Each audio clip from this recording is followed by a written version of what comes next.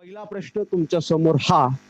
आता याच्यामध्ये आलेले प्रश्न जे आहेत हे प्रश्न याच्यातले बऱ्याच जणांना वाटते सर हेच ऑप्शन होते का, ऑप्शन ते नाही, त्या घटकावर प्रश्न आले तर त्या घटकावर आपण तयार केले कारण तो पूर्ण घटक आपला इथं कव्हर व्हावा. पहिला प्रश्न तुमच्या समोर हा. कोल्हापूर संस्थानामधून 1857च्या उठावाचे नेतृत्व कोणी केले. आता याच्यामध्ये 12 मार्चला आलेले बरेचसे प्रश्न आहेत, मात्र 2-3 प्रश्न तुम्हाला अगोदरच्या शिफ्टचे पाहायला मिळतील जे प्रश्न मागच्या लेक्चरमध्ये मी घेतलेले नाहीत किंवा वेळ तेव्हा मिळाला नाही. चला, धन्यवाद धन्यवाद आशिष सर, किशोर सर. आता 1857च्या उठावामध्ये एक आणखी पॅटर्न मी बघितला की 1857च्या उठावाचं नेतृत्व ज्यांनी केलं याच्यावर तो प्रश्न आहे, मात्र उठाव जो आहे हा ज्यांनी मोडीत काढला त्या ब्रिटिश अधिकाऱ्यांवर सुद्धा प्रश्न आहे. त्यामुळे लक्षात घ्या या प्रश्नाचं एक्सप्लेनेशन आपल्याला 1857च्या उठावाचं असं करायचं की येणाऱ्या परीक्षेमध्ये याच्यावर कसाही प्रश्न आला तर तो तुमचा सॉल्व्ह झाला पाहिजे. मित्रांनो लक्षात घ्या 1857चा उठाव जे आहे हा उठाव जर आपण पाहिला तर सगळ्यात पहिला प्रश्न पडतो या उठावाच्या वेळी भारताचे गव्हर्नर जनरल कोण होते. गव्हर्नर जनरल तुम्हाला प्रश्न विचारतोय, याचं उत्तर कमेंट बॉक्समध्ये देत चला. गव्हर्नर जनरल कोण होते.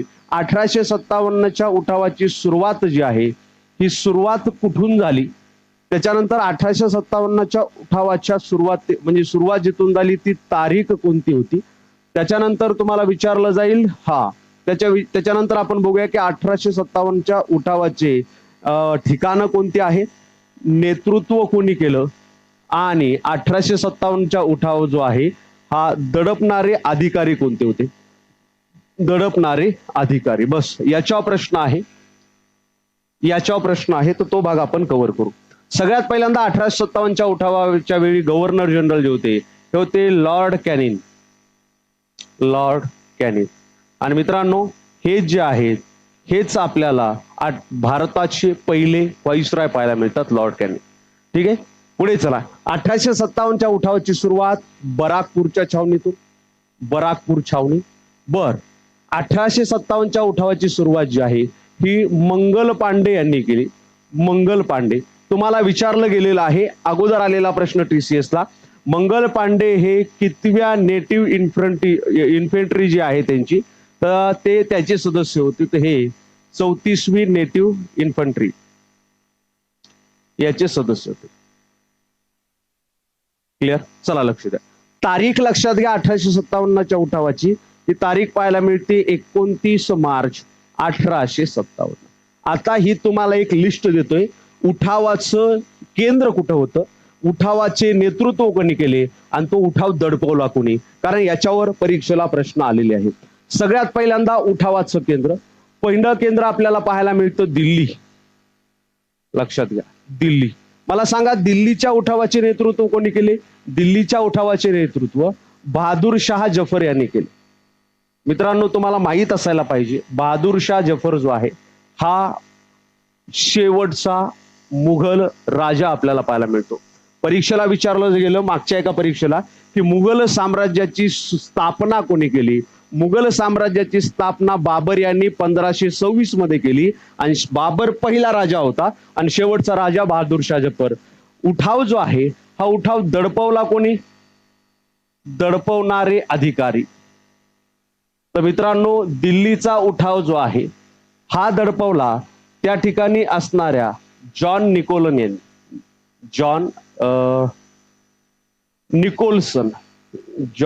निकोल्सन या अधिकाऱ्याने हा जो उठाव आहे हा दडपवलेला आपल्याला पाहायला मिळतो. John Nicholson.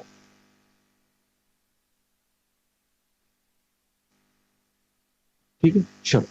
त्याच्यानंतर दुसरं उठावाचं केंद्र आपल्याला पाहायला मिळतं लखनौ.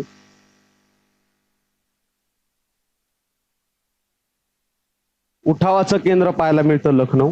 लखनौच्या उठावाचं नेतृत्व जे आहे बेगम हजरत महल हिने केलं. बर, आणखी एक पॅटर्न याच्यामध्ये विचारला जातोय की बहादूर शाह जफरला कुठं पाठवण्यात आलं, बेगम हजरत महल कुठं निघून गेल्या वगैरे वगैरे, ते एखाद्या प्रश्नामध्ये बघूया कारण एकच प्रश्न आपल्याला मग अर्धा तास खातो, त्यामुळे हे जे महत्वाचं आहे ते तुम्हाला देतो. या उठावाचं जे नेतृत्व आहे बेगम हजरत महल यांनी केलं आणि हा उठाव जो आहे हा कोणी दडपवला किंवा हा उठाव जो आहे का हा कोणी मोडीस काढला तर हेनरी लॉरेन्स नावाचे अधिकारी होते यांनी हा जो उठाव आहे हा उठाव दडपवला.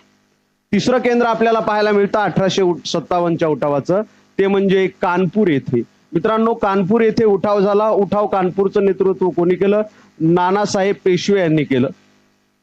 नाना पेशवे. आणि हा जो उठाव आहे हा उठाव कोणी दडपवला तर हा जो उठाव आहे हा कॉलिन कॅम्पबेल यांनी दडपवला. Colin Campbell. त्याच्यानंतर झाशी आणि ग्वाल्हेर आहे इथंही उठावाचं केंद्र होतं. झाशी आणि ग्वाल्हेर व्यवस्थित लक्ष द्या. असे तुम्हाला मी कंटेंट देतोय जो कंटेंट कलेक्ट करायला खूप वेळ जातो मात्र हा कंटेंट युनिक आहे. हे तुम्हाला कुठंच असं पाहणार नाही. याला एक एक शोधावं लागतं मित्रांनो. कंटेंट तयार करावं लागतो. TCS पॅटर्न खरा हाच आहे लक्षात घ्या ना. हा झाशी आणि ग्वाल्हेर जे आहे पहा झाशी व ग्वाल्हेर याच्या उठावाचं नेतृत्व एक झाशीची राणी आणि तात्यासाहेब टोपे यांनी केलं.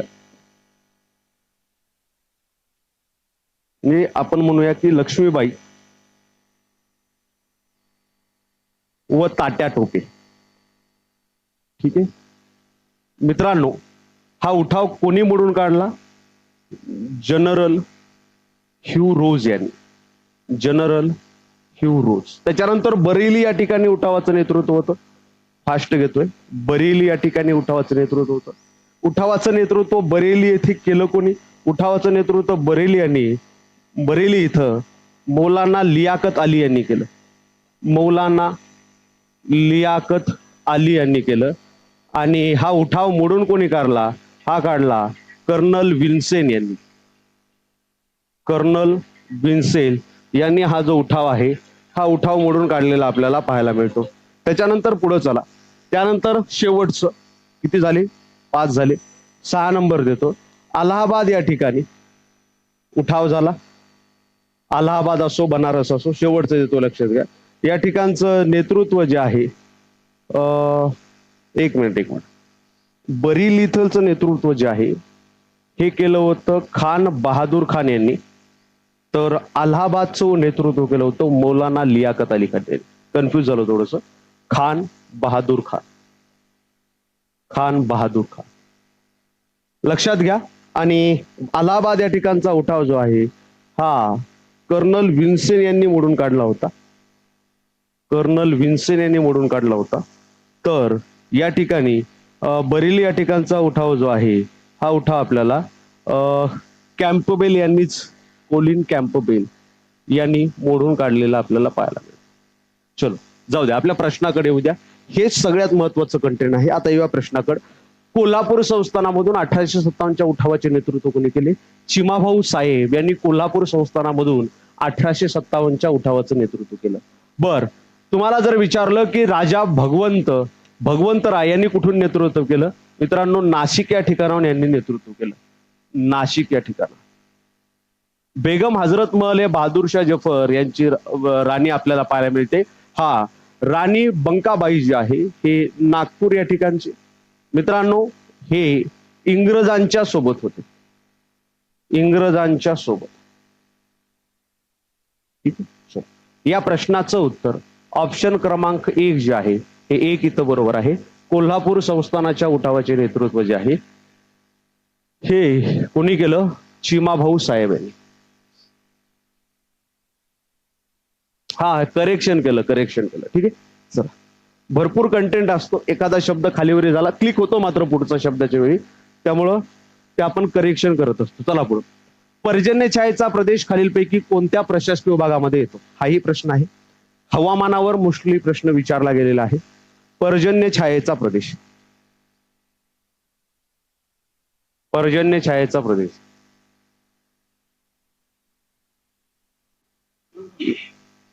चला कन्सेप्ट समजून घ्या. आता कन्सेप्ट समजून घ्या. महाराष्ट्राचा नकाशा जर तुम्ही व्यवस्थित पाहिला तर महाराष्ट्राचा नकाशा तुम्हाला काहीसा असा पाहायला मिळतो. क्लिअर. लक्ष द्या. आता हे असा नकाशा आणि याच्यामध्ये तुम्हाला महाराष्ट्राच्या नकाशामध्ये कोणते कोणते प्रशासकीय विभाग आहेत हे माहित आहे. हा आहे कोकण, हा आहे पुणे प्रशासकीय विभाग, हा आहे नाशिक, हा छत्रपती संभाजीनगर, या भागामध्ये अमरावती आहे, या भागामध्ये आपण जर आलो तर या भागामध्ये आपल्याला नागपूर पाहायला मिळतो. मित्रांनो जनरली बघा, हाच जर नकाशा मी जर तुम्हाला अशा पद्धतीने दाखवला की हाच जर नकाशा थोडासा आपण 3D अँगलनं पाहिला तर 3D अँगलनं पाहिल्यानंतर आपल्याला पहिल्यांदा पाहायला मिळतं काय, पहिल्यांदा पाहायला मिळतं अरबी समुद्र. अरबी समुद्र संपल्यानंतर मग अरबी समुद्र संपल्यानंतर एक मंद चढ लागतो. मंद चढ म्हणजे आपला आहे कोकण. कोकण संपल्यानंतर आपल्याला एक तीव्र चढ लागतो. हा तीव्र चढ म्हणजे आपला आहे सह्याद्री. आणि सह्याद्रीचा पश्चिम उतार जो आहे हा तीव्र आहे, पूर्व उतार मंद आहे. आणि सह्याद्री जसा संपला आपल्याला पाहायला मिळतं मग महाराष्ट्र पठार. हे आहे महाराष्ट्र पठार. आता लक्षात घ्या बरं का, तुम्हाला ही कन्सेप्ट समजणं गरजेचे आहे. हा आहे अरबी समुद्राचा भाग, इथून पुढे अरबी समुद्र. मित्रांनो लक्षात घ्या, सगळ्यात पहिल्यांदा नैऋत्य मान्सून वारे जे आहेत हे नैऋत्य मान्सून वारे अरबी समुद्रावरून या ठिकाणी हे वारे सह्याद्री पर्वताकडे वाहत असतात. सह्याद्री पर्वताकडे वाहत असताना लक्षात घ्या मित्रांनो, सह्याद्री पर्वताला हे वारे येऊन आदळतात. आदळल्यानंतर हे वारे जे आहेत हे वारे हळूहळू हळूहळू वर जाण्याचा प्रयत्न करतात. मित्रांनो हे वारे जसे जसे वर जातात तसे तसे त्या वाऱ्यांमध्ये, हे वारे साधे नाहीयेत, हे वारे बाष्पयुक्त वारे आहेत. हे नैऋत्यकडून भारतामध्ये महाराष्ट्रामध्ये येत आहेत, म्हणून यांना नैऋत्य मोसमी वारे असं म्हणतात. कोणते वारे? नैऋत्य मोसमी वारे म्हणतात. लक्षात घ्या. एक याला म्हणतात नैऋत्य मोसमी वारे. मित्रांनो हे जे बाष्पयुक्त वारे आहेत या बाष्पयुक्त वाऱ्यामध्ये जसं जसं ते समुद्र सपाटीपासून वर जातात तसं तसं त्यांच्यामध्ये एक क्रिया घडते. या क्रियेला संघनन असं म्हटलं जातं. काय म्हटलं जातं? संघनन. संघनन म्हणजे काय? संघनन म्हणजे अशी क्रिया की एखादे बाष्प वर जात असताना वातावरणामध्ये झालेल्या तापमान बदलामुळे, तुम्हाला माहिती आहे समुद्र सपाटीपासून जसं जसं आपण वर जाऊ, जमिनीपासून जसं जसं आपण वर जाऊ तसं तसं प्रति 165 मीटरला 1 डिग्री सेल्सिअसनं तापमान कमी होत जातं. आणखी 165 मीटर वर गेला तुम्ही, आणखी 1 डिग्री सेल्सिअसनं तापमान कमी होतं. मित्रांनो या घटनेला म्हणत असतात तापमानाचा सामान्य लोप दर. काय म्हणत असतात? तापमानाचा सामान्य लोप दर. सामान्य लोप दर किती आहे? 165 मीटर प्रति 1 डिग्री सेल्सिअस. मित्रांनो याच्यामुळे काय होतं, जसं जसं वर जायला वातावरण थंड झालं आणि वातावरण थंड होत गेलं तर याच्यामध्ये असणारे जे बाष्प आहेत या बाष्पाचं रूपांतर पाण्याच्या थेंबामध्ये होतं आणि हे या भागामध्ये पाऊस पडतात. या भागामध्ये पाऊस टाकल्यानंतर, पाऊस पाडल्यानंतर इथलच्या आसपासचं हवामान जे आहे हे तापमान जे आहे हे कमी होतं, म्हणून या भागामध्ये पाऊस पडला जातो. कोकणामध्ये मित्रांनो ऍव्हरेज 300 सेंटीमीटर पाऊस पडतो, तर सह्याद्री पर्वतावर सर्वाधिक आपल्याला 600 सेंटीमीटर एवढा पाऊस पडलेला पाहायला मिळतो. आता पर्जन्य छायेचा प्रदेश काय आहे लक्षात घ्या. पर्जन्य छायेचा प्रदेश म्हणजे आता हे वारे वर गेले, वर जाऊन या वाऱ्यांना आणखी पुढे निघून जायचं आहे. आता वर गेल्यामुळे या वाऱ्यामध्ये असणारं बाष्प जे आहे हे बाष्प सगळं इथं पडलं. बाष्प पडल्यानंतर हे वारे हलके झाले. हलके झाल्यामुळे यांच्यामध्ये बाष्पाचं प्रमाण कमी आहे आणि हे वारे उंचावरून पुढे गेल्यामुळे इथं अडथळा करायला कोणी नाही. इथं अडथळा झाल्यामुळे इथं पाऊस पडला. इथं अडथळा करायला कोण नाही, म्हणून सह्याद्री पर्वताचा हा जो पूर्व भाग आहे या पूर्व भागावर खूप कमी पाऊस पडतो, म्हणून या भागाला पर्जन्य छायेचा प्रदेश म्हणतात. काय म्हणतात? पर्जन्य छायेचा प्रदेश असे म्हणतात. लक्षात घ्या, पर्जन्य छायेच्या प्रदेशामध्ये मित्रांनो साधारणतः 60 ते 70 सेंटीमीटर एवढा पाऊस पडतो आणि जसं जसं इथून पुढे जाव पर्जन्य आणखी वाढत जातं. वातावरणातले बाष्प हे वारे शोषून घेतात. इथं मित्रांनो 100 सेंटीमीटर, इथं 120 सेंटीमीटर आणि विदर्भामध्ये नैऋत्य मान्सूनी वारे आणि आग्नेय मोसमी वारे या दोन्ही वाऱ्यांपासून पाऊस पडतो. साधारणतः 200 सेंटीमीटर इथं पाऊस पडलेला आपल्याला पाहायला मिळतो. म्हणून लक्षात घ्या, हा पर्जन्य छायेचा प्रदेश सह्याद्रीच्या पूर्व भागामध्ये आपल्याला पाहायला मिळतो, सह्याद्रीच्या पूर्वेला पाहायला मिळतो आणि सह्याद्रीच्या पूर्वेला या ठिकाणी पश्चिम महाराष्ट्र हा प्रादेशिक विभाग आहे. पश्चिम महाराष्ट्र प्रादेशिक विभागामध्ये मित्रांनो 2 महत्वाचे आपल्याला प्रशासकीय विभाग पाहायला मिळतात. एक पुणे प्रशासकीय विभाग सगळा, त्याच्यानंतर नाशिक प्रशासकीय विभागाचं नाशिक शहर आणि अहमदनगर किंवा अहिल्यानगर जे आहे हे नाशिक प्रशासकीय विभागातलं शहर या दोन्हीचा मिळून बनत असतो काय, पश्चिम महाराष्ट्र. मुख्यतः पुणे प्रशासकीय विभागातले 5ही जिल्हे पश्चिम महाराष्ट्रामध्ये येतात. या 5ही जिल्ह्याच्या बऱ्याचशा भागामध्ये आपल्याला पाऊस पडलेला पाहायला मिळतो. इथं विचारले पर्जन्य छायेचा प्रदेश खालीलपैकी कोणत्या प्रशासकीय विभागामध्ये येतो. पर्जन्य छायेचा प्रदेश जो आहे हा पश्चिम महाराष्ट्र या प्रादेशिक विभागामध्ये, पहा प्रादेशिक विभागामध्ये, तर पुणे संपूर्ण प्रशासकीय विभाग आणि नाशिक अहिल्यानगर या जिल्ह्यांचा समावेश याच्यामध्ये होताना आपल्याला पाहायला मिळतो. आता इथं प्रश्न पडतो, मग पुणे प्रशासकीय विभागातल्या सगळ्या जिल्ह्यामध्ये का? उत्तर आहे नाही. तो जो पट्टा आहे या पट्ट्यामध्ये जेवढे जेवढे शहर येतील त्या सगळ्यामध्ये, जसं दौंड नावाचं शहर आहे, दौंड जिल्हा हा दौंड शहर जे आहे हे येतं पर्जन्य छायेच्या प्रदेशामध्ये. त्याच्यानंतर इथं जर म्हसवड नावाचं ठिकाण पाहिलं हे सुद्धा येतं पर्जन्य छायेच्या ठिकाण याच्यामध्ये. त्याच्यानंतर आपण जर पाहिलं जेजुरी जर पाहिलं हे सुद्धा येतं पर्जन्य छायेमध्ये. असो, याची उदाहरणं देत नाही, फक्त लक्षात घ्या ऑप्शन क्रमांक 3 जे आहे हे 3 बरोबर आहे. पर्जन्य छायेच्या प्रदेशामध्ये कोणता प्रशासकीय विभाग येतो याचं उत्तर आहे पुणे. जर विचारलं कोणत्या प्राकृतिक विभागामध्ये सर्वाधिक पाऊस पडतो, सह्याद्रीमध्ये. कोणत्या प्रशासकीय विभागामध्ये सर्वाधिक पाऊस पडतो, कोकण म्हणजे मुंबई प्रशासकीय विभागामध्ये. त्याच्यानंतर जर विचारलं पूर्व विदर्भामध्ये किती पाऊस पडतो, ऍव्हरेज 200 सेंटीमीटर पर्जन्य पूर्व विदर्भामध्ये पडत असतं. क्लिअर. हा, पश्चिम महाराष्ट्र प्रादेशिक विभाग विचारला असता पश्चिम महाराष्ट्र या 7 जिल्ह्यांचा, प्रशासकीय विचारलाय म्हणून पुण्यातले सर्वच्या सर्व जिल्हे. Clear, done. चला घ्या पुढचा प्रश्न घ्या. पुढचा प्रश्न आहे दाना चक्रीवादळाचे नामकरण कोणत्या देशाने केलेले आहे. दाना चक्रीवादळ. मित्रांनो लक्षात घ्या, चक्रीवादळाचं म्हणजे प्रत्येक चक्रीवादळाचं नामकरण कोणता देश करणार आहे. अरबी समुद्रालगत असणारे, नॉर्मली आपण जर पाहिलं या ठिकाणी आपला भारत आहे आणि हा संपूर्ण अरबी समुद्राचा भाग आहे. अरबी समुद्र आणि बंगालच्या उपसागराला लागून असणारे जे देश आहेत हे चक्रीवादळाचं नामकरण करत असतात. मित्रांनो भारतात सर्वात जास्त चक्रीवादळ हे जवळपास 75% चक्रीवादळ हे बंगालच्या उपसागरामध्ये तयार होतात, तर 25% चक्रीवादळ जे आहे हे अरबी समुद्रामध्ये येत असतात. चक्रीवादळ म्हणजे काय, चक्रीवादळ निर्माण कसं होतं एवढ्या डिटेल आपल्याला जायची आवश्यकता नाही. आपल्याला ही कन्सेप्ट राज्यसेवेला आहे, कंबाईनला आहे. आपल्याला TCS ला या चक्रीवादळाला कोणत्या देशाने कोणते नाव दिलेले आहेत ही लिस्ट तुम्हाला माहित असणं गरजेचे आहे. बऱ्याच जणांना याचं उत्तर माहित आहे, उत्तर टाकून द्या. आता आपण काही चक्रीवादळाची नावं तुम्हाला देतोय, ओळखायचेत कमेंटमध्ये कोणत्या देशानं हे नाव दिलेलं आपल्याला पाहायला मिळतं. मला सांगा मुरासू नावाचं चक्रीवादळ म्हणजे मुरासू हे जे नाव आहे हे कोणत्या देशानं दिलेलं आहे. त्याच्यानंतर आणखी फेंगल चक्रीवादळ, फेंगल हे जे नाव आहे हे कोणत्या देशानं दिलेले. हे चक्रीवादळ मी देतोय, तुम्ही मला देश सांगायचे.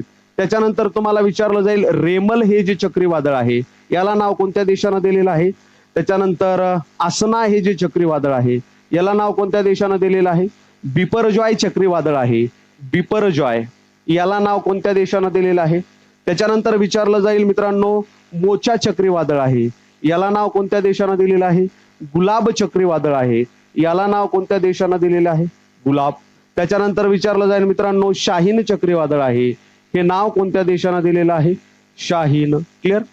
चला एवढे नावं लक्षात घ्या. हा, आणखी एक तुम्हाला विचारलं जाईल सायक्लॉन मॅन ऑफ इंडिया कोणाला म्हटलं जातं. लक्षात घ्या, सायक्लॉन मॅन ऑफ इंडिया कोणाला म्हटलं जातं. Cyclone man of India, cyclone man of India हे कोणाला म्हटलं जातं. मित्रांनो सायक्लॉन मॅन ऑफ इंडिया जे आहे हे मृत्युंजय महापात्रा यांना म्हटलं जातं. बघा, मृत्युंजय महापात्रा यांना काय म्हटलं जातं, cyclone man of India. IMP आहे हे व्यवस्थित लक्षात द्या, व्यवस्थित लक्षात ठेवा. हा, 200 सेंटीमीटर सरासरी, मिलीमीटर नसेल सर, सेंटीमीटर असेल. सेंटीमीटर मिलीमीटर मध्ये काय फरक असतो, 1 सेंटीमीटर पर्जन्य म्हणजे 10 मिलीमीटर पर्जन्य आणि 10 सेंटीमीटर पर्जन्य म्हणजे 100 मिलीमीटर पर्जन्य. तुम्हाला विचारलं जाईल, तुम्हाला विचारलं गेलेलं असेल की 200 सेंटीमीटर सरासरी पाऊस कुठं पडतो, तर 200 सेंटीमीटर सरासरी पाऊस जो आहे हा पूर्व विदर्भामध्ये पडत असतो. कुठं पडतो, पूर्व विदर्भामध्ये 200 सेंटीमीटर सरासरी. आता याचे उत्तर बघूया. मुरासू हे जे नाव आहे हे मित्रांनो भारतानं दिलेले, भारतात. ठीक आहे. फेंगल हे जे नाव आपल्याला पाहायला मिळतं सौदी अरेबिया देशात, सौदी अरेबिया, सौदी अरेबिया. त्याच्यानंतर रेमल हे जे नाव आहे हे नाव दिलेलं आहे ओमान या देशानं, ओमान. रेमल चक्रीवादळ ओमान देशानं. आसना चक्रीवादळ जे आहे हे पाकिस्ताननं नाव दिलेलं आहे, पाकिस्तान. त्याच्यानंतर बिपरजॉय हे जे चक्रीवादळ होतं बांगलादेश हे नाव दिलेलं आहे, बांगलादेश. ब लक्षात ठेवा, बांगलादेश. मोचा हे जे चक्रीवादळ आहे याला नाव येमेन या देशानं दिलेलं आहे, येमेन. त्याच्यानंतर गुलाब या चक्रीवादळाचं नाव पाकिस्तान देशानं ठेवलेलं आहे. त्याच्यानंतर शाहीन चक्रीवादळाचं नाव जे आहे हे कतार या देशानं ठेवलेलं आपल्याला पाहायला मिळतं. आणि दाना चक्रीवादळाचं नाव सुद्धा कतार या देशानं ठेवलेलं आपल्याला आढळून येतं. त्यामुळे इथं ऑप्शन क्रमांक 1 हे बरोबर आहे. Cyclone man of India Mrityunjay Mohapatra, Mrityunjay, हा सॉरी एक मिनिट काय, बरोबर आहे, हे बरोबर. 10 सेंटीमीटर 100 मिलीमीटर, काही त्याच्यामध्ये हे नाही. चल यायचं पुढं घ्या. पुढचा प्रश्न तुमच्या समोर हा. पॅरिस ऑलिम्पिक 2024 मध्ये भारताकडून रौप्य पदक कोणी जिंकलं? मित्रांनो, परीक्षेला जाणार असाल तर पॅरिस ऑलिम्पिक 100% करून जाच, परंतु या पॅरिस ऑलिम्पिक बरोबरच तुम्हाला परीक्षेला जात असताना आणखी एक घटक करून जायचा आहे, ते म्हणजे पॅरा ऑलिम्पिक स्पर्धा. पॅरा ऑलिम्पिक स्पर्धांवर आपल्याला इथं मोठ्या प्रमाणावर प्रश्न विचारलेले पाहायला मिळतात. पॅरा ऑलिम्पिक स्पर्धांवर अनेक प्रश्न परीक्षेला आलेले आहेत. त्यामुळं पॅरिस ऑलिम्पिक बरोबरच पॅरा ऑलिम्पिक स्पर्धा करून जाणं गरजेचं आहे. मी या लेक्चरमध्ये एक स्पर्धा घेतो, पुढच्या लेक्चरमध्ये पॅरा ऑलिम्पिक घेतो. या लेक्चरमध्ये आपण पॅरिस ऑलिम्पिक स्पर्धेबद्दल चर्चा करूया. ऑलिम्पिकच्या स्पर्धा 4 असतात मित्रांनो. एक नॉर्मल ऑलिम्पिक स्पर्धा, बघा ऑलिम्पिक स्पर्धा. त्याच्यानंतर दुसरी असती पॅरा ऑलिम्पिक स्पर्धा, पॅरा ऑलिम्पिक. तिसरी आपल्याला पाहायला मिळती युवा ऑलिम्पिक, युवा ऑलिम्पिक. आणि ह्या नॉर्मल ऑलिम्पिक मध्ये सुद्धा उन्हाळी ऑलिम्पिक वेगळं आणि हिवाळी ऑलिम्पिक वेगळं. त्यामुळे पहिल्यांदा ही पॅरिस ऑलिम्पिक स्पर्धा बघू, नंतर पुढच्या एखाद्या लेक्चरमध्ये मी तुम्हाला हे सगळं पॅरा ऑलिम्पिक स्पर्धेबद्दल आपण बोलूया. मित्रांनो, तुम्हाला विचारलं जाईल पॅरा ऑलिम्पिक स्पर्धेबद्दल जो एक प्रश्न आला होता, सॉरी पहिल्यांदा पॅरिस ऑलिम्पिक बघू, नंतर पॅरा ऑलिम्पिक बघू. ऑलिम्पिक स्पर्धा 2024. सगळ्यात पहिलं, ऑलिम्पिक स्पर्धा दर किती वर्षांनी होतात? तर ऑलिम्पिक स्पर्धा ज्या आहेत ह्या दर 4 वर्षांनी होत असतात. आता जी पॅरिस या ठिकाणी झालेली आहे पॅरिस ऑलिम्पिक स्पर्धा, ही ऑलिम्पिक स्पर्धेची कितवी आवृत्ती होती असं जर विचारलं तर पॅरिस ऑलिम्पिक स्पर्धा जी आहे ही ऑलिम्पिक स्पर्धेची 33वी आवृत्ती होती. कितवी आवृत्ती? 33वी. जर विचारलं 34वी आवृत्ती कुठे पार पडणार आहे तर मित्रांनो 34वी आवृत्ती 2028 मध्ये लॉस एंजेलिस या ठिकाणी पार पडणार आहे, अमेरिका. Los Angeles. मित्रांनो लक्षात घ्या, लॉस एंजेलिस या ठिकाणी पार पडणार आहे. ही कितवी? 34वी आवृत्ती. जर विचारलं 35वी आवृत्ती, जाऊ दे एवढ्या डिटेल काय करायचं, 34वीत लक्षात असू द्या. हा, आता ही पॅरिस ऑलिम्पिक स्पर्धेच्या अगोदर मित्रांनो लक्षात घ्या, या स्पर्धेची सुरुवात जी आहे ही सुरुवात कोणत्या वर्षापासून झालेली आहे? आपलं ऑलिम्पिक स्पर्धेची सुरुवात मित्रांनो, ऑलिम्पिक स्पर्धेची सुरुवात जी आहे ही 1896 पासून झालेली आहे. पहिली ऑलिम्पिक स्पर्धा ऍथेन्स या ठिकाणी भरली होती. ग्रीक देश जो आहे इथून ऍथेन्स या देशातील शहर आहे, इथे पहिल्यांदा 1896 ला स्पर्धा भरलेली आपल्याला पाहायला मिळते. आता विचार करूया आपण 2024च्या स्पर्धेचं. मित्रांनो 2024 ची जी स्पर्धा आहे याचं घोषवाक्य जर तुम्हाला विचारलं, बघा याचं घोषवाक्य जर तुम्हाला विचारलं, घोषवाक्य होतं game wide open, game wide open. बर, याच्यामध्ये आपण जर पाहिलं भारताबद्दल जर आपण चर्चा केली, भारताबद्दल, कारण याच्या प्रश्न भारताबद्दलच आपल्याला जास्त विचारले जातात. बाकी देशांचीही चर्चा करूया. भारताबद्दल जर चर्चा केली, एकूण खेळाडू किती गेले होते भारतातील? एकूण सहभागी खेळाडू जे आहेत भारतातील 117 गेले होते. किती खेळासाठी पात्र होते हे खेळाडू? एकूण 16 खेळासाठी हे खेळाडू आपल्याला पात्र होताना पाहायला मिळतात. 16 खेळासाठी. क्लिअर? चला पुढे. त्याच्यानंतर तुम्हाला विचारलं जाईल भारताचे ध्वजवाहक कोण होते. आता दोन पद्धतीचे ध्वजवाहक याच्यामध्ये असतात. एक असतो उद्घाटन समारंभ जेव्हा असतो तेव्हा ध्वजवाहक असतो, आणि दुसरं जेव्हा आपण म्हणूया की समारोप समारंभ असतो, समारोप असतो तेव्हा सुद्धा ध्वजवाहक असतं. तर एका परीक्षेमध्ये समारोपाला ध्वजवाहक कोण होता हा प्रश्न होता. 4 किंवा 5 तारखेच्या परीक्षेमध्ये तो प्रश्न होता. लक्षात घ्या, ध्वजवाहक विचारलं जर ओपन सेरेमनी असेल किंवा समारंभ असेल किंवा उद्घाटन असेल, तर उद्घाटनाच्या संदर्भात आपण जर विचारलं तर दोन होते. एक होतं PV सिंधू ध्वजवाहक होती. बघा किती म्हणजे छोट्या छोट्या गोष्टीवर प्रश्न आलेला आहे. PV सिंधू ध्वजवाहक होती उद्घाटन समारंभाच्या वेळी, आणि दुसरे आपल्याला पाहायला मिळतात शरद कमल नावाचे खेळाडू, हे सुद्धा या ठिकाणी ध्वजवाहक होते उद्घाटन समारंभाला. जर ध्वजवाहक तुम्हाला विचारलं निरोप समारंभ, तर निरोप समारंभाच्या वेळी ध्वजवाहक म्हणून कार्य केलं किंवा ध्वज घेतलेला हातामध्ये आपल्याला पाहायला मिळतो मनू भाकर हिने, मनू भाकर. आणि दुसरे आपल्याला पाहायला मिळतात ते म्हणजे PR Sreejesh, PR Sreejesh, PR Sreejesh. ही PPT तुम्हाला मी अवेलेबल करून देतो, टेन्शन नका घेऊ. क्लिअर? हा, आता पुढं लक्षात घ्या, तुम्हाला जर विचारलं भारताची कामगिरी किती होती, कशी होती, मित्रांनो या स्पर्धेमध्ये भारताने या स्पर्धेमध्ये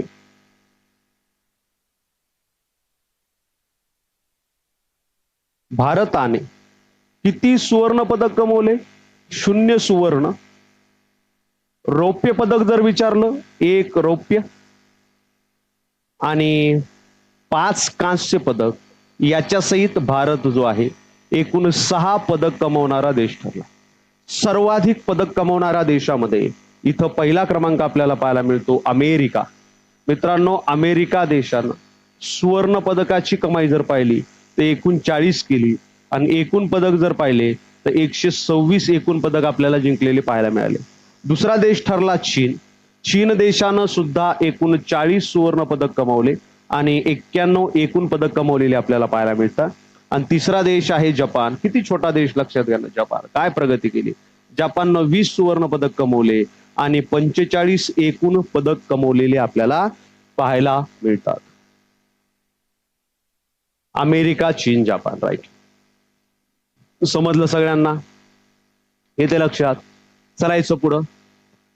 रँक 71वी, 100% राईट, 71वी बरोबर. भारताचे पदक विजेते याच्यावर प्रश्न जर आला, 2 मिनिटात, आता इथं जागा आहे तर मी नाव लिहून देतो तुम्हाला. भारताचे पदक विजेते जर तुम्हाला विचारलं, आता हे नाव तर इथं आहेच बघा, मनू भाकर, ठीक आहे जाऊ दे पहिल्यापासून देतो. भारताचे पदक विजेते जर तुम्हाला विचारलं तर नीरज चोप्रा भालाफेक मध्ये. त्याच्यानंतर दुसरं पाहायला मिळतं मनू भाकर. त्याच्यानंतर 3 नंबर सरबजोत सिंग, सरबजोत सिंग. आपल्या महाराष्ट्राचा 4 नंबर होता स्वप्नील कुसळे, नेमबाजीमध्ये बरं का, स्वप्नील कुसळे. त्याच्यानंतर अमन सेहरावत, पुष्पामधला सेहरावत लक्षात ठेवलं तरी चालेल बरोबर, अमन सेहरावत. आणि 6 नंबर पुरुष हॉकी स्पर्धा जी आहे, पुरुष हॉकी जी टीम आहे, या टीमनं आपल्याला हे मेडल कमवलेलं पाहायला मिळतं. असो, चला या प्रश्नाचं उत्तर, रौप्य पदक कोणी जिंकलं? नीरज चोप्रा यांनी रौप्य पदक जिंकलं. बाकी हे जे सगळे आहेत या सगळ्यांनी कांस्य पदक, यांनी कांस्य पदक, यांनी कांस्य पदक. मित्रांनो एका स्पर्धेमध्ये 2 कांस्य पदक जिंकणारी पहिली नेमबाज मनू भाकर ठरली. ठीक आहे, हा पुरुष हॉकी टीम. या महाराष्ट्रातील दुसऱ्या क्रमांकाचे सर्वोच्च शिखर कोणते? प्रश्न आलेला आहे. राईट. आशिष सर रिव्हिजन छान होतं आणि अशाच प्रकारचे प्रश्न परीक्षेला येत आहेत. म्हणजे कोणत्याही पेपरला, म्हणजे ह्याच पेपरला नाही, तुम्ही IBPS TCS मोस्टली पॅटर्न कोणी फॉलो करा, सेम ॲज इट इज प्रश्न त्याच्यातले पडत आहेत. एक एक एक एक एक बघा, लक्षात घ्या. तुम्हाला महाराष्ट्रातले टॉप 10 शिखर माहित पाहिजे. टॉप 10 शिखर आणि त्याचे जिल्हे बघा. पहिलं सांगा कळसुबाई. चला एक काम करूया, आपण टास्क खेळूया. मी शिखराचं नाव पहिल्यांदा लिहून देतोय. कमेंटमध्ये बघा, कमेंटमध्ये फास्ट टाकत चालायचं शिखराचं एकूण उंची. चुकलं तर चुकू द्या, काय हरकत नाही, मी आहे ना, चुकलं तर चुकू द्या. दुसरं आहे साल्हेर. उंची आणि जमलं तर जिल्हाही टाका. तिसरं आपल्याला पाहायला मिळतं महाबळेश्वर.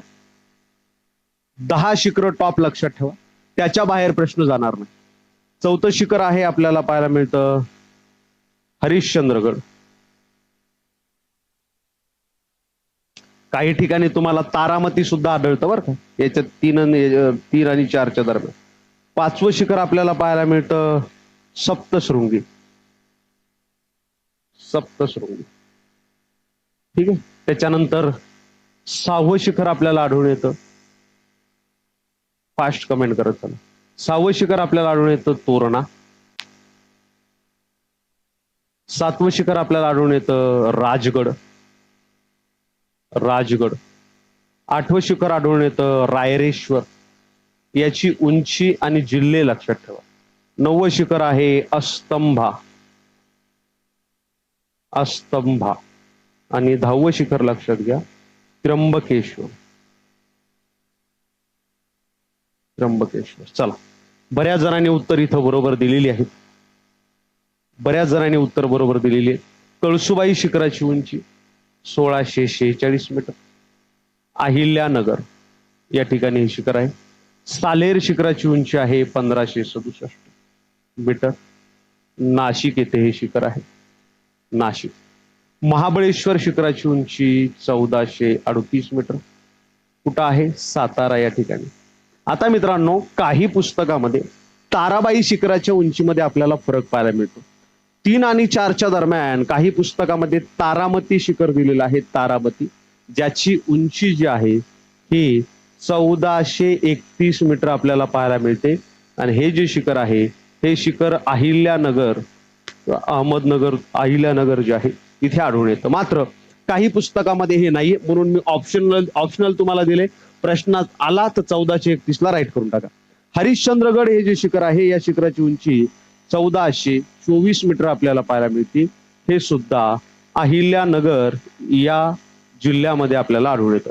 सप्तशृंगी शिखराची उंची 1416 मीटर, नाशिक जिल्ह्यामध्ये. तोरणा 1404. राजगड शिखर जे आहे हे 1376 मीटर आहे. रायरेश्वर हे जे शिखर आहे 1337 मीटर आहे. मित्रांनो, हे लक्षात घ्या. तोरणा, राजगड, रायरेश्वर पुणे जिल्ह्यामध्ये. अस्तंभा हे जे शिखर आहे, अस्तंभा या शिखराची उंची 1325 मीटर. मित्रांनो, अस्तंभा हे जे शिखर आहे हे सातपुडा पर्वतातील महाराष्ट्रातील सर्वोच्च शिखर आहे, महाराष्ट्रातलं सर्वोच्च शिखर. त्र्यंबकेश्वर शिखर जे आहे 1304 मीटर. लक्षात घ्या, आपल्याला विचारलंय महाराष्ट्रातील दुसऱ्या क्रमांकाचं सर्वोच्च शिखर कोणतं? कळसुबाई पहिल्या क्रमांकाचं. दुसऱ्या क्रमांकाचं सालेर शिखर 1567 मीटर. ऑप्शन क्रमांक 1 जे आहे ते ऑप्शन क्रमांक 1 इथं बरोबर. राईट. चिखलदरा, हनुमान, वैराट. वैराट हे विदर्भातील सर्वोच्च शिखर आहे, विदर्भातील सर्वोच्च शिखर 1177 मीटर. ठीक आहे. चला घ्या पुढचा प्रश्न. डीएनएचा शोध कोणत्या शास्त्रज्ञाने लावला?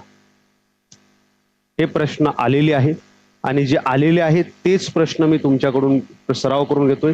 डीएनएचा शोध तुम्हाला विचारल्या, कोणत्या शास्त्रज्ञाने डीएनएचा शोध लावला?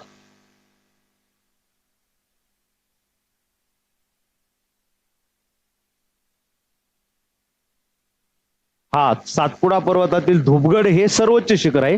महाराष्ट्रातलं सर्वोच्च शिखर आहे अस्तंबा. त्यामुळं घेतलेल्या म्हणजे घटकांचा कुठं ना कुठं संदर्भ तुम्हाला परीक्षेमध्ये येतोच. बरोबर आहे. आता विचारलं तुम्हाला डीएनए वर विचारलंय. आणखी काय विचारलं जाईल? जसं विचारलं जाईल पेशीचा शोध कोणी लावला, शास्त्रज्ञाची नावं सांगा. त्याच्यानंतर पेशी केंद्रक कोणी निर्माण केले, पेशी केंद्रक.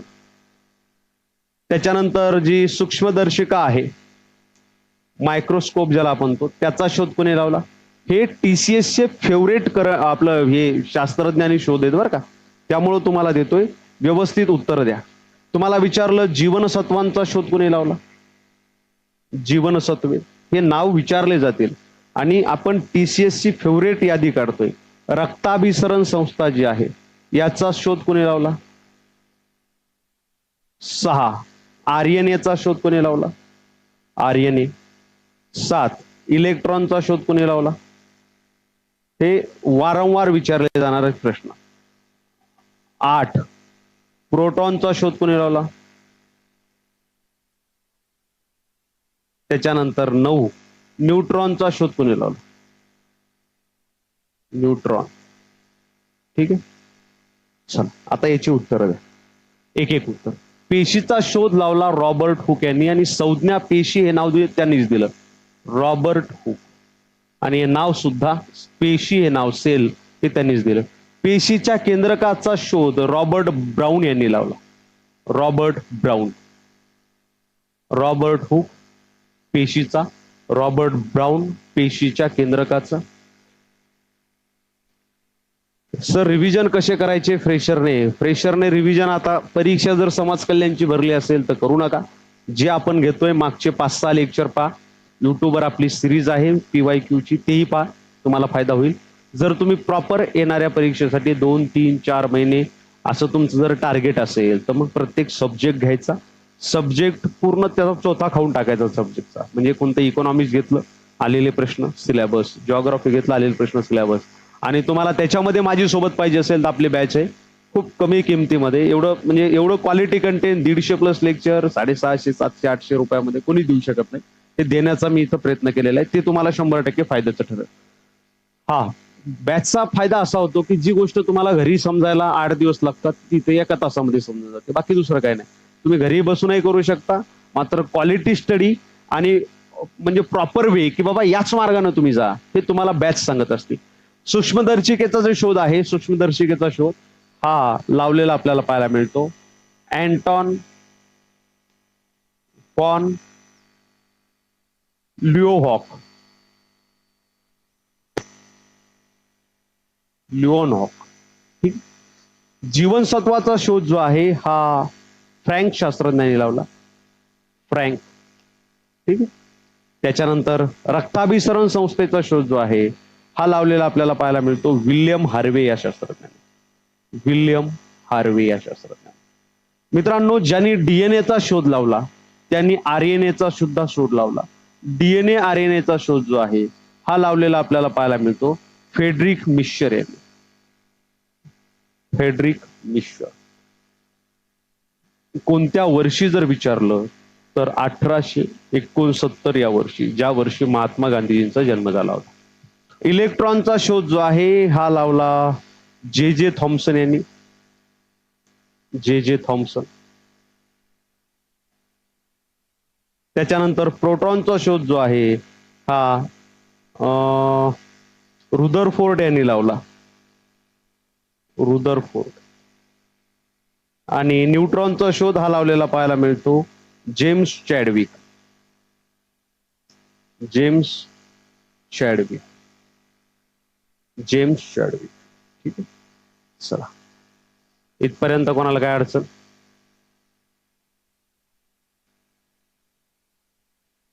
चालायचं पुढं. हा, आणखी एक मित्रांनो, आपण प्राण्यांचे वर्गीकरण पाहत असतो.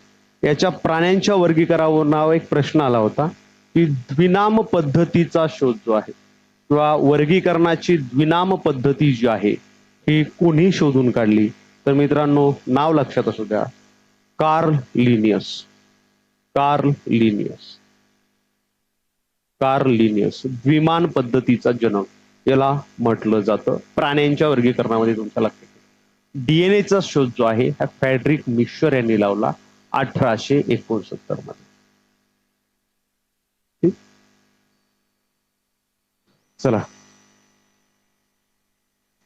सर, तुम्ही घेतलेल्या एक्सप्लेनेशन मधील 4 ते 5 क्वेश्चन आले होते सर, थँक्यू. 100% येणार, कारण मी म्हटलं ना की ऍक्च्युअल टीसीएस पॅटर्न काय आहे हे आपल्याला समजलाय आणि आपण ते एक्सप्लेन करतोय. मोस्ट ऑफ टीसीएस याच घटकावर प्रश्न येतो, विचारतं, त्यामुळे तुम्हाला मी देतोय ज्याच्यावर प्रश्न विचारले जातात. सरोज कसा गेला पेपर मग वगैरे, इथं बाकीच्यांना चर्चा करू नका, मला बोला ना तुम्ही काय बोलायचं. चलायचं पुढं, घ्या पुढचा प्रश्न घ्या. चौधरी चरण सिंग यांनी कोणत्या वर्षी भारताचे पंतप्रधान म्हणून काम केले? बघा प्रश्न कसा विचारलाय, म्हणजे 100% तुमचे मार्क्स जावेत असा समोरच्याचा उद्देश असेल. आता इयर कोण पाठ करतं, पण प्रश्न आलेला आहे, प्रश्न आलेला आहे. लक्षात घ्या, भारताचे जे काही पंतप्रधान झाले, काही पंतप्रधानांचा कार्यकाळ तुम्हाला देतं, म्हणजे कोणत्या वर्षापासून कोणत्या वर्षापर्यंत होते. भारताचे पहिले पंतप्रधान पंडित जवाहरलाल नेहरू, पंडित जवाहरलाल नेहरू यांचा कार्यकाळ आपल्याला पाहायला मिळतो. तो 1947 म्हणजे जे अंतरिम सरकार होतं इथून ते 1964 पर्यंत, बरोबर आहे. त्याच्यानंतर 2 नंबर, त्यांच्यानंतर आले म्हणजे यांचा कार्यकाळ झाला त्याच्यानंतर प्रभारी म्हणून गुलजारीलाल नंदा हे भारताचे पंतप्रधान झाले. गुलजारीलाल नंदा हे भारताचे पंतप्रधान झाले. यांचा कालावधी आपण जर पाहिला तर 1964, एकच वर्षाचा होता. त्याच्यानंतर लाल बहादूर शास्त्री हे पंतप्रधान झाले. लाल बहादूर शास्त्री यांचा कार्यकाळ सुद्धा खूप कमी होता.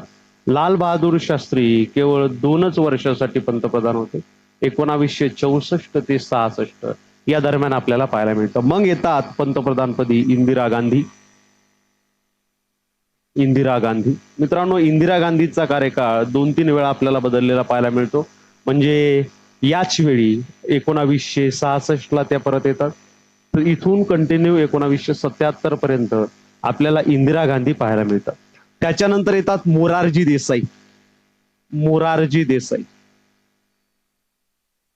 मोरारजी देसाई हे पहिले गैर काँग्रेसी पंतप्रधान आपल्याला पाहायला मिळतात. मोरारजी देसाई यांचा कार्यकाळ 1977 पासून सुरू होतो ते 1979 पर्यंत हे जनता पक्षाचे होते किंवा जनता पार्टीचे होते. जनता पक्ष, जनता पार्टी लिहितो म्हणजे लक्षात, जनता पार्टी. ठीक आहे. त्याच्यानंतर 6 नंबरला मोरारजी देसाई नंतर लगेचच आपल्याला चौधरी चरण सिंग पाहायला मिळतात. चौधरी चरण सिंग मित्रांनो, चौधरी चरण सिंग जे आहेत हे 1979 ते 1980 या 2 वर्षासाठी पाहायला मिळतात. हे सुद्धा जनता पार्टीचे. तुम्हाला उत्तर मिळालं असेल चौधरी चरण सिंग 1980, ऑप्शन क्रमांक 1. चौधरी चरण सिंग नंतर पुन्हा तुम्हाला माहित आहे इंदिरा गांधी परत येतात एकदा, म्हणजे इथं मी इंदिरा गांधींचा पुन्हा कार्यकाळ 1981 ते 84 पर्यंत इथं नोंदवतो. 80 ते 84 इथं 81 ते 84 पर्यंत नोंदवतो. आणि त्याच्यानंतर तुम्हाला माहित आहे की अमृतसर या ठिकाणी मंदिरामध्ये त्यांचा खून होतो. त्याच्यानंतर त्यांच्या इंदिरा गांधी नंतर परत राजीव गांधी हे पंतप्रधान होतात. राजीव गांधी, राजीव गांधींचा कार्यकाळ जो आहे हा कार्यकाळ 1984 ला सुरू होतो तर 1989 ला. मित्रांनो, पहिलं डिजिटलायझेशनची सुरुवात जी आहे आणि पहिला आपण म्हणूया की खाजगीकरण, जागतिकीकरण आणि व्यापारीकरणाची सुरुवात जी आहे ही सुरुवात आपल्याला पाहायला मिळते यांच्या कार्यकाळापासून, बरोबर आहे. राजीव गांधी, त्याच्यानंतर राजीव गांधी नंतर आपल्याला पाहायला मिळतात पी सिंग, ज्यांनी भारताला नाही आणखी एक भाग बाकी. पी सिंग जे आहे यांनी कॉम्प्युटराइज जे धोरण आहे हे आणलेलं आपल्याला आढळून येतं. यांचा कार्यकाळ 1989 ते 90. त्याच्यानंतर चंद्रशेखर राव येतात, इथं मी देतोय किती झाले 9, 10. चंद्रशेखर राव, चंद्रशेखर राव हे 1990-91, 1990-91. पी व्ही नरसिंह राव येतात त्याच्यानंतर, पी व्ही नरसिंह राव. ते कुठून कुठपर्यंत 1991 ते 96 पर्यंत. भरपूर मोठी लिस्ट होते. बरं जाऊ दे, आता 3-4च नाव लागले. 10, 11, 12. 13 नंबर HD देवेगौडा. फास्ट घेतो जरा. HD देवेगौडा हे आपल्याला पाहायला मिळतात 1996-97 पर्यंत. इथंच बरेच जण कन्फ्युज होतात बरं का, लक्षात राहत नाव. JK गुजराल देवेगौडा नंतर, गुजराल देवेगौडा नंतर. गुजराल यांचा कार्यकाळ 1997-98. नंतर आता सगळ्यांना हे पाठ आहे, अटल बिहारी वाजपेयी. अटल बिहारी वाजपेयी, अटल बिहारी वाजपेयी कधीपर्यंत पंतप्रधान होते, तर हे आपल्याला पाहायला मिळतात 1998 ते 2004. त्याच्यानंतर मनमोहन सिंग, मनमोहन सिंग, मनमोहन सिंग आपल्याला पाहायला मिळतात 2004 ते 2014 पर्यंत. आणि तिथून मग 17 नंबर नरेंद्र मोदी सुरू आहेत, नरेंद्र मोदी. असाही प्रश्न विचारला जाऊ शकतो, पुढीलपैकी कोणते व्यक्ती भारताच्या पंतप्रधानपदी विराजमान होती किंवा नव्हती, तर ही नावं तुम्हाला माहीत असणं गरजेचं आहे. नरेंद्र मोदी व्यक्तिशः, नरेंद्र मोदी व्यक्तिशः 17वे भारताचे पंतप्रधान ठरले. व्यक्तिशः म्हणतो मी, म्हणजे प्रत्येक व्यक्ती जर आपण बदलत गेलो तर 17वे पंतप्रधान ठरलेले आपल्याला पाहायला मिळतात. चला चालायचं पुढं. घ्या पुढचा प्रश्न. नदींविषयी खालीलपैकी योग्य जोडी ओळखा. नदींविषयी खालीलपैकी योग्य जोडी ओळखा. अयोग्य पाहिजे तर योग्य पाहिजे, योग्य योग्य जोडी ओळखा. बघा, गोदावरी, भीमा, तापी, वैतरणा या नद्या दिलेल्या आहेत. तर एक एक नदी आणि त्यांच्या महत्वाच्या उपनद्या ज्या परीक्षेला विचारल्या जातात. मित्रांनो, जर तुम्हाला नदी प्रणालीचा अभ्यास करायचा असेल तर युट्यूबवर माझं गोदावरी नदी प्रणालीचं एक लेक्चर आहे. तिथं गोदावरी नदी 70 उपनद्या सहित आपण घेतलेली. क्लिअर. चौधरी चरण सिंगच्या ऐवजी IK गुजरालवर सुद्धा, म्हणजे यांच्यावर तो प्रश्न होता, कुठे गेलं ते, sorry JK Gujral, IK Gujral, तर यांच्यावर सुद्धा प्रश्न हे 2000 आपलं सॉरी मागच्या एका परीक्षेमध्ये आलेला आहे. 9 तारीख का 10 तारीख पोरांनी मला पाठवलं, त्यामुळे दोन्ही एकत्रच आपण इथं घेतले. पहा, लक्षात घ्या, गोदावरी नदी हिचा उगम होतो कुठं, उगम होतो नाशिक जिल्ह्यामध्ये. हिच्या महत्वाच्या उपनद्या बघा, एक कादवा आहे, हे दारणा आहे, त्याच्यानंतर प्रवरा आहे, त्याच्यानंतर शिवना आहे. बघा बरं का, शिवना. उजवा डावा किनारा लक्षात घ्या, सिंदफणा आहे, त्याच्यानंतर मांजरा आहे, अशी जाते मांजरा. त्याच्यानंतर इथं खांब आहे, औरंगाबाद संभाजीनगरमध्ये खांब. त्याच्यानंतर इथं आपल्याला पाहायला मिळते पूर्णा. पूर्णा नदीला आणखी एक खेळणा नावाची नदी आहे, कापरा वगैरे उपनद्या तर मी घेतच नाही. त्याच्यानंतर इथं कयाधू नावाची नदी आहे. इथं बघा वैनगंगा नावाची नदी इथं उगम पावते, ही वर्धा नावाची नदी आहे. आणि ही पैनगंगा, वर्धा आणि वैनगंगा. तर मित्रांनो लक्षात घ्या, ही पैनगंगा, ही वर्धा आणि वैनगंगा. आता हे इथं मी एक्सप्लेन करत नाही, कारण मागच्या एका लेक्चरमध्ये वर्धा वैनगंगाच्या उपनद्या आपण घेतलेल्या आहेत. मित्रांनो, पैनगंगा नदीची उपनदी आहे, तीच एक नदी आहे, तिचं नाव आहे कयाधू. आणि कयाधू नदी काठावरच आपल्याला हिंगोली हे शहर वसलेलं पाहायला मिळतं. भीमा नदी जी आहे ही गोदावरीच्या दक्षिणेला वाहते आणि ही पुढे जाऊन कृष्णा नदीला जाऊन मिळते. त्यामुळे कृष्णा नदीची उपनदी आहे भीमा, तर ही गोदावरी नदीची उपनदी नाही. ऑप्शन क्रमांक 1 चुकीचं आहे. पुढे चला, तापी वैनगंगा. तापी नदीची उपनदी वैनगंगा आहे का, तर उत्तर आहे नाही. तापी ही महाराष्ट्रातली पश्चिम वाहिनी नदी असून तापी नदीच्या उपनद्या म्हणजे आपल्याला बहुतांशी जर परीक्षेला पाहिलं तापी नदीच्या उपनद्या विचारल्या जातात. तापी नदी 2 वेळा महाराष्ट्रामध्ये प्रवेश करते. पहिल्यांदा प्रवेश करते ती अमरावतीमध्ये आणि त्याच्यानंतर जळगाव, धुळे, नंदुरबार अशी ही नदी जाते. या तिच्या प्रवाहामध्ये तिला सर्वात पहिलं आपण जर पाहिलं तर इथं कापरा आणि सिपना या 2 उपनद्या मिळतात. कुठं? अमरावती जिल्ह्यामध्ये कापरा आणि सिपना. त्याच्यानंतर हिची सर्वात महत्वाची उपनदी आहे, तिचं नाव आहे उत्तर पूर्णा नदी. आता या उत्तर पूर्णा नदीला आपण जर पाहिलं, उत्तर पूर्णा नदीला चंद्रभागा नावाची नदीवर मिळते, काटेपूर्णा नावाची नदीवर मिळते, काटेपूर्णा. त्याच्यानंतर चंद्रभागा या तिच्या उपनद्या आहेत. चंद्रभागा, त्याच्यानंतर शहानूर, शहानूर, त्याच्यानंतर मोरणा नावाची नदी. मित्रांनो, मोरणा नदी काठावर अकोला हे शहर वसलेलं आहे. त्याच्यानंतर विश्वास नावाची नदी आहे, त्याच्यानंतर नळगंगा नावाची नदी आहे, वगैरे वगैरे.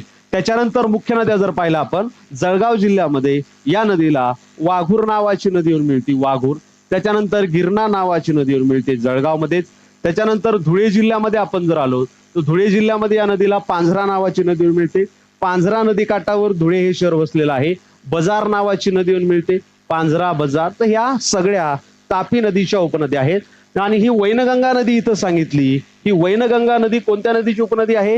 गोदावरी. हेही ऑप्शन कटलं. कृष्णा नदीची मांजरा उपनदी नाही, इथंच दिसतंय मांजरा गोदावरीची उपनदी आहे, हेही ऑप्शन कटलं. कावेरीची हेमावती नदी आहे, ऑप्शन 4 हे बरोबर आहे. म्हणजे तुम्हाला बाकी जरी नॉलेज नसलं, कावेरी बद्दल काहीच माहित नसलं, बाकी नद्या लक्षात घ्या. आता कृष्णा नदीबद्दल लक्षात घ्या. सगळ्यात जास्त प्रश्न कृष्णा नदीबद्दल हाच विचारला जातो की कृष्णा नदीचं जे स्ट्रक्चर आहे, जे खोरं आहे, त्या खोऱ्यांवर सर्वात जास्त विचारलं जातं. बघा, हे आहे महाबळेश्वर. आणि मित्रांनो, महाबळेश्वर जे आहे हे आपल्याला टेबल लँड म्हणून पाहायला मिळतं. महाबळेश्वर या ठिकाणाहून एकूण 5 नद्या उगम पावतात. 1, 2, 3 आणि हे 4, 5.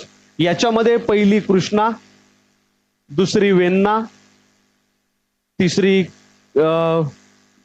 कोयना, चौथी गायत्री आणि 5वी सावित्री. येते लक्षात? मग या कृष्णा नदीच्या हे 3 उपनद्या इथंच झाल्या. इथून कृष्णा नदी जात असताना वेण्णा मिळती, कोयना मिळाली. त्याच्यानंतर इथं जर आलं तर वारणा नावाची नदी आहे, ही सुद्धा कृष्णाला मिळते. सर्वात जास्त प्रश्न 1, 2, 3, 4, 5 उपनद्या कृष्णाच्या ज्या आहेत, ज्याला पंचगंगा नावानं ओळखलं जातं, यावर प्रश्न विचारला जातो. ह्या पंचगंगातील नद्या लक्षात घ्या. पहिली आहे कासारी, दुसरी आहे कुंभी, तिसरी आहे सरस्वती, चौथी आहे तुळशी आणि 5वी नदी आपल्याला पाहायला मिळते भोगावती. मित्रांनो, भोगावती नदीवर राधानगरी प्रकल्प आहे आणि राधानगरी प्रकल्प जो आहे हा भारतातला, महाराष्ट्रातला सर्वात जुना प्रकल्प म्हणून ओळखला जातो. हा, राईट. एलिमिनेशन मेथडचा वापर केला तर उत्तर इथं मिळून जातं. चला, नागरिकत्व कायदा 1955 अंतर्गत खालीलपैकी कोणत्या मार्गाने एखादी व्यक्ती भारताचा नागरिक होऊ शकते? आता नागरिकत्वाबद्दल प्रश्न विचारलेला आहे. कृष्णा नदीवर प्रश्न होता, उगम कुठे, उपनद्या आणि कोणकोणत्या राज्यातून वाहते हे विचारले. कृष्णा नदी मित्रांनो तुम्हाला माहित असायला पाहिजे 4 राज्यातून वाहते. तुम्ही उत्तर देऊस तर मी जरा एक्सप्लेन करतो. प्रश्न त्याने टाकला होता की कृष्णा नदीचा प्रवाह जो आहे हा 4 राज्यातला, हा महाराष्ट्रातला आहे.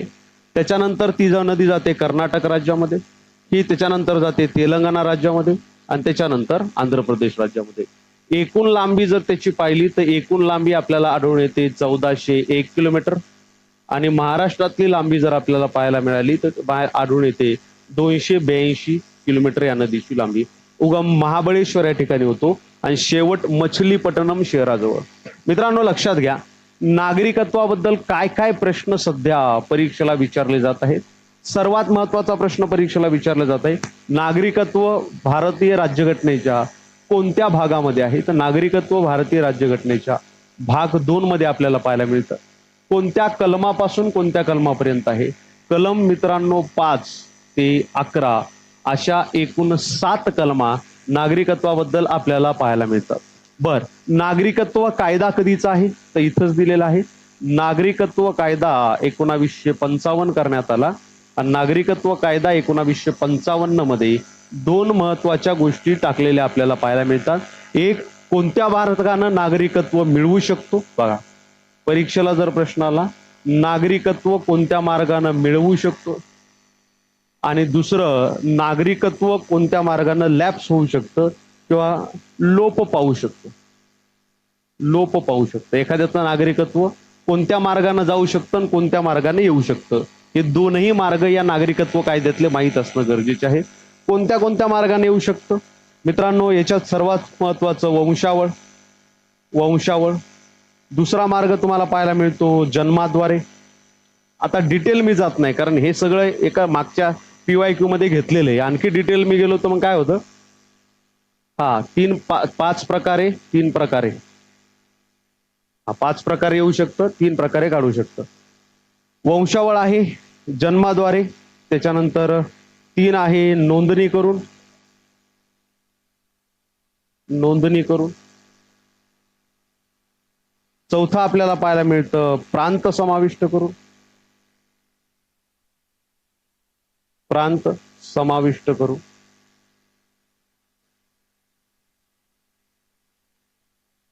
आणि 5वं पाहायला मिळतं नॅचरल पद्धती. नॅचरल पद्धत. ठीक आहे. 3 मार्गाने नागरिकत्व लोप पावू शकतं, जाऊ शकतं. पहिला मार्ग आहे नागरिकत्वाचा त्याग करणे. एखाद्या दुसऱ्या देशाचं नागरिकत्व घ्यायचं असेल किंवा घ्यायचंही नसेल, मी सांगितलं मी भारताचं नागरिकत्व सोडतोय, त्या पद्धतीनं नागरिकत्व जाऊ शकतं. दुसरा आहे नागरिकत्व संपुष्टात येणे. म्हणजे कोणी भारतातलं नागरिकत्व घेतलं असेल, संपुष्टात येणे म्हणजे दुसऱ्या कोणत्या देशातलं नागरिकत्व त्यानं घेतलं असेल तर आपोआप भारताचा तो नागरिक राहत नाही, तो संपुष्टात येतो. आणि तिसरा आहे नागरिकत्व काढून टाकणे, म्हणजे सरकारनं नागरिकत्व काढून घेणे असं त्याला म्हणू शकतो. काढून घेणे म्हणजे याच्यामध्ये कोणते कोणते, एखादी फसवेगिरी केली असेल सरकारची, राज्याची, देशाची, संविधानाला मानत नसेल किंवा संविधानाविरुद्ध कारवाई केली असेल किंवा सलग 7 पेक्षा जास्त वर्ष भारतात राहिलाच नसेल, दुसऱ्या देशामध्ये राहत असेल, तिथलच्या आर्थिक क्रियेमध्ये भाग घेत असेल, तर त्याच्यामधून नागरिकत्व जाऊ शकतं. क्लिअर? राईट. चला, इथपर्यंत कोणाला काही अडचण आहे का? चला, जे मुलं नवीन जॉईन झालेत, लेक्चर आवडत असेल तर लाईक करा. तुमचे मित्र वगैरे कोणी पाहत असतील तर त्यांच्यापर्यंत नक्कीच शेअर करा. कॅनडाचं नागरिकत्व घेतलं होतं, आता त्यानं भारताचं घेतलं, अक्षय कुमार. ठीक आहे. चला, तर या लेक्चरमध्ये आज आपण इथं थांबूया. काही प्रश्न राहिलेले आहेत, परत आपण उद्याच्या लेक्चरमध्ये कंटिन्यू करू. चला, ठीक आहे. वेळ झाला, दुसरे लेक्चर असतात ऑनलाईनचेही, त्यामुळं या लेक्चरमध्ये आपण थांबूया. परत मित्रांनो, ही जी सगळी PDF आहे, ही PDF मी अवेलेबल करून देतोय आपल्या टेलिग्राम चॅनलवर. त्या टेलिग्राम चॅनलचं नाव आहे जॉग्राफी बाय शिंगारे सर. तर या टेलिग्राम चॅनलवर मी अवेलेबल करून देतो.